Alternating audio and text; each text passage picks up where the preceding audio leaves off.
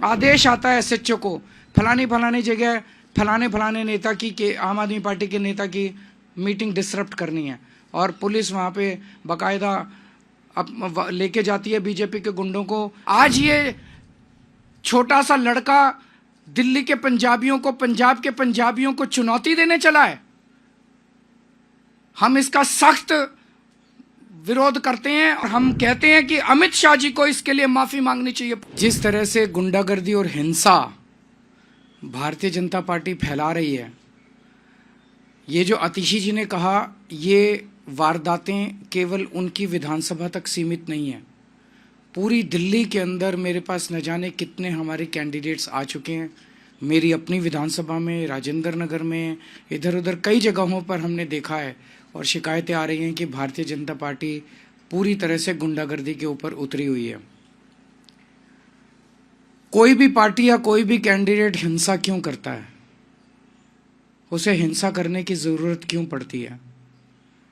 वो तभी हिंसा करता है जब वो देखता है कि बाकी अन्य अहिंसात्मक तरीके से, शांतिपूर्ण तरीके से उसका जीतना असंभव है।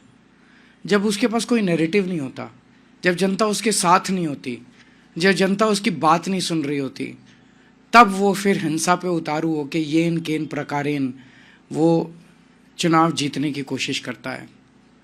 आज दिल्ली में भारतीय जनता पार्टी की यही हालत है। पूरी दिल्ली में भारतीय जनता पार्टी अपनी ऐतिहासिक हार की तरफ धीरे धीरे, या मैं कहूँ तेजी से बढ़ती जा रही है। ये हार ऐसी होने वाली है भारतीय जनता पार्टी की, शायद भारतीय इतिहास के अंदर लिखा जाएगा कि एक पार्टी थी जो इतनी बुरी तरह से हारी। उसकी वजह से अब इसकी कमान अमित शाह जी ने संभाल ली है केंद्र में, और पूरी दिल्ली पुलिस को कानून व्यवस्था से विड्रॉ कर दिया गया है।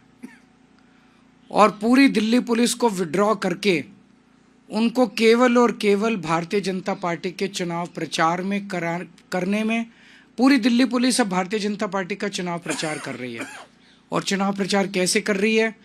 भारतीय जनता पार्टी के गुंडों को गुंडागर्दी करने में संरक्षण देते हैं या फैसिलिटेट करते हैं, पार्टिसिपेट भी करते हैं।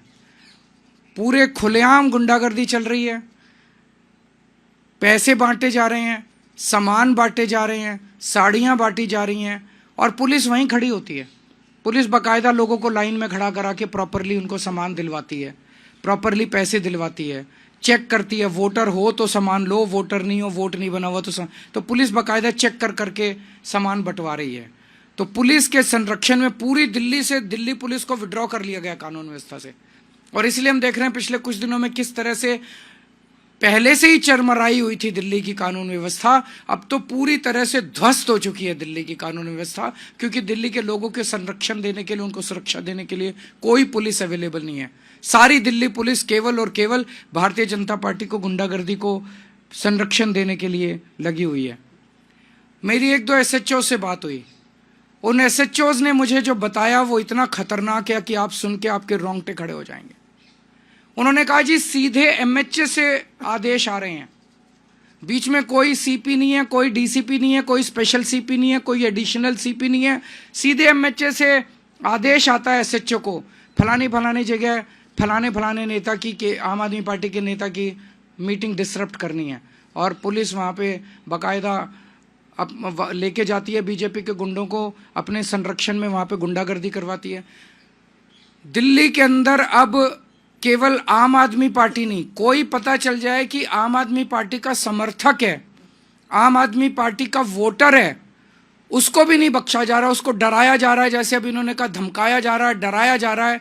और पूरी दिल्ली के अंदर एक जबरदस्त डर का माहौल है कि खबरदार अगर आम आदमी पार्टी को वोट दिया तो। दिल्ली ने इस तरह की हिंसा कभी नहीं देखी थी। दिल्ली एक शांतिप्रिय स्टेट है, दिल्ली एक सभ्य लोगों का शहर है, दिल्ली पढ़े लिखे लोगों का शहर है। तो मैं ये पूछना चाहता हूँ कि क्या दिल्ली ये सब बर्दाश्त करेगी? दिल्ली ये बर्दाश्त नहीं करेगी। मेरी अपनी 3 या 4 सभाओं को इन लोगों ने डिसरप्ट करने की कोशिश की, और बड़ी खूबसूरती देखिए कि वहाँ जो ऑडियंस में लोकल जनता आई हुई थी, महिलाओं ने खड़े होकर जो बीजेपी के कार्यकर्ताओं को खदेड़ा, वहाँ से उन्हें दुम दबा के भागना पड़ा। तो मैं दिल्ली की जनता को कहना चाहता हूँ कि दिल्ली हम सब लोगों की है, इन गुंडों की नहीं है दिल्ली। हमें दिल्ली को बचाना पड़ेगा, आपको दिल्ली को बचाना पड़ेगा। अपनी दिल्ली के लिए, अपने बच्चों के भविष्य के लिए, दिल्ली के भविष्य के लिए आपको खड़े होना पड़ेगा। अगर कहीं ये डराने की कोशिश करें, एकजुट होकर इनका सामना करना पड़ेगा। हम देखते हैं, हम सब 2 करोड़ लोग देखते हैं कि कैसे ये बीजेपी वाले दिल्ली को बर्बाद करते हैं। हम नहीं होने देंगे दिल्ली को बर्बाद। और आप सोच के देखो, चुनाव के पहले अगर ये गुंडागर्दी इस तरह की कर रहे हैं, खुदा ना खास्ता अगर ये जीत गए तो चुनाव के बाद ये दिल्ली का क्या हाल करेंगे, इसकी आप कल्पना भी नहीं कर सकते। हमें दिल्ली की संस्कृति को बचाना है और इस गुंडागर्दी को रोकना है। आप कुछ अगर कोई 1-2 क्वेश्चंस हैं तो आप बताइए। वो बिल्कुल रोकने की कोशिश की जा रही है। मुझे ये डर है कि चुनाव वाले दिन वोटर्स को वोट डालने से रोका जाएगा। मुझे मतलब मैंने बताया, बीजेपी अपनी शायद 2015 की जो हार थी, 3 सीट आई थी, उससे भी ज़्यादा बुरी हार इन लोगों की होने वाली है। इस बार बहुत बुरा हाल होने वाला है। और जितनी गुंडागर्दी ये कर रहे हैं उतने वोट इनके कम हो रहे हैं, उतने वोट। जनता ये पसंद नहीं करती। जनता कहती है भाई आप अपना काम बताओ, काम इनके पास है नहीं गिनाने को। जनता कहती है आप अपना विजन बताओ, विजन ये कहते हैं मोहल्ला क्लिनिक बंद कर देंगे, दिल्ली के स्कूल बंद कर देंगे, दिल्ली के। जनता को ये सब, इनका एजेंडा पसंद नहीं आ रहा जनता को।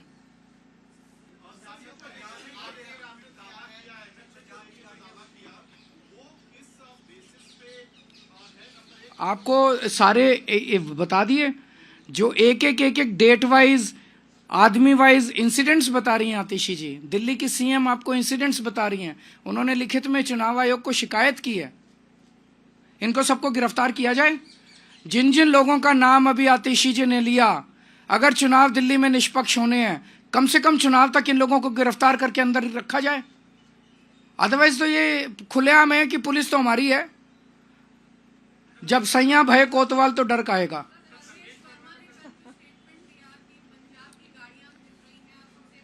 मेरे को बहुत दुख हुआ दिल्ली का एक नागरिक होने के नाते और दिल्ली का पूर्व सीएम होने के नाते। प्रवेश वर्मा जी ने जिस तरह से पंजाबियों के कंट्रीब्यूशन को प्रश्न चिन्ह लगाया। प्रवेश वर्मा जी ने कहा कि पंजाब की गाड़ियां घूम रही हैं, पता नहीं कौन लोग हैं उनमें, और 26 जनवरी गणतंत्र दिवस के लिए सुरक्षा के लिए ये खतरा है। तो क्या सारे पंजाबी आतंकवादी हैं? सारे पंजाबी देशद्रोही हैं? क्या सारे पंजाबी देश के लिए खतरा हैं? पंजाबियों ने दिल्ली को संवारा है।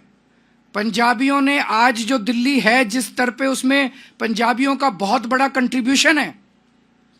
पंजाबियों जो आज पंजाबी हैं, इनके पूर्वजों ने देश के लिए कुर्बानियां दी थी। आज जो दिल्ली के पंजाबी हैं, उनके पूर्वजों ने देश के लिए अपनी जान न्यौछावर की थी।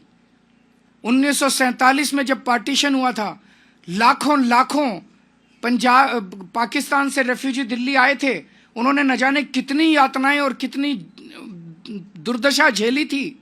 आज ये छोटा सा लड़का दिल्ली के पंजाबियों को, पंजाब के पंजाबियों को चुनौती देने चला है। हम इसका सख्त विरोध करते हैं और हम कहते हैं कि अमित शाह जी को इसके लिए माफी मांगनी चाहिए पूरे देश से। अमित शाह जी को पंजाबियों से माफी मांगनी चाहिए।